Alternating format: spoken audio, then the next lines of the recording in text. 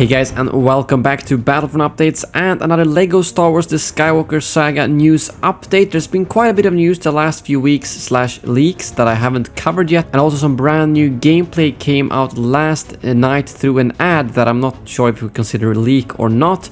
But before we get into the news, if you're new on the channel, make sure to hit that subscribe button to keep up to date with all things LEGO Star Wars Skywalker Saga, Star Wars Squadrons, and well, all Star Wars games simply put.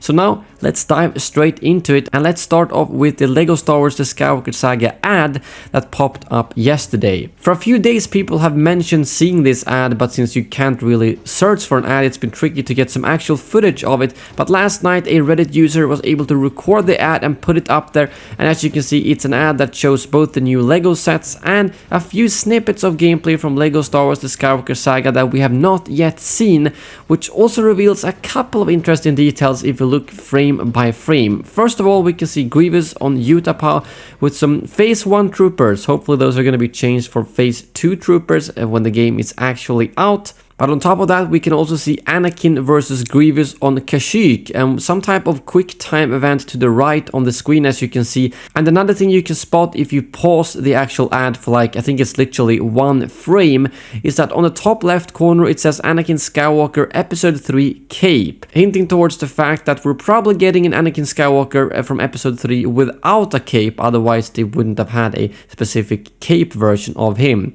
So I thought that was a quite interesting find up there. And I'm still a little bit confused on who actually made this ad, because it almost looks like it's homemade, the cropping is really strange and so on, but it is real footage, as you can see.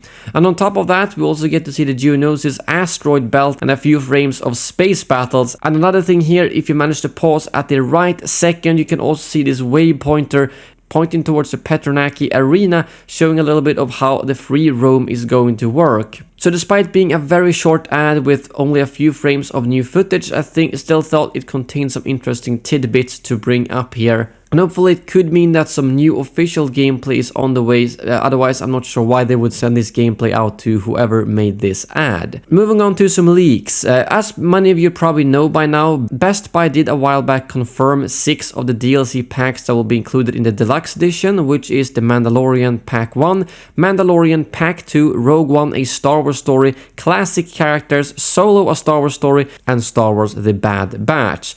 And something a lot of people reacted to was, is there no Clone Wars or Rebels? And we still don't really know if that's going to be included in the main game, but since the main game revolves around the 9 movies, I'm not sure about that. However, a main menu leak that popped up a while back shows the following: 8 out of 8 DLCs installed, and this was also the same leak that called the delay to spring 2021 before that was official, meaning that it's most likely a credible leak. So the fact that it says 8 out of 8 DLCs installed could mean that there are 2 more DLCs planned that could then potentially be Clone Wars and Rebels, because considering how massive this game is, both with and without these packs, it would be very disappointing if we never get any type of Clone Wars or Rebels content in the game, no matter if it's through DLC or if it's through the base game.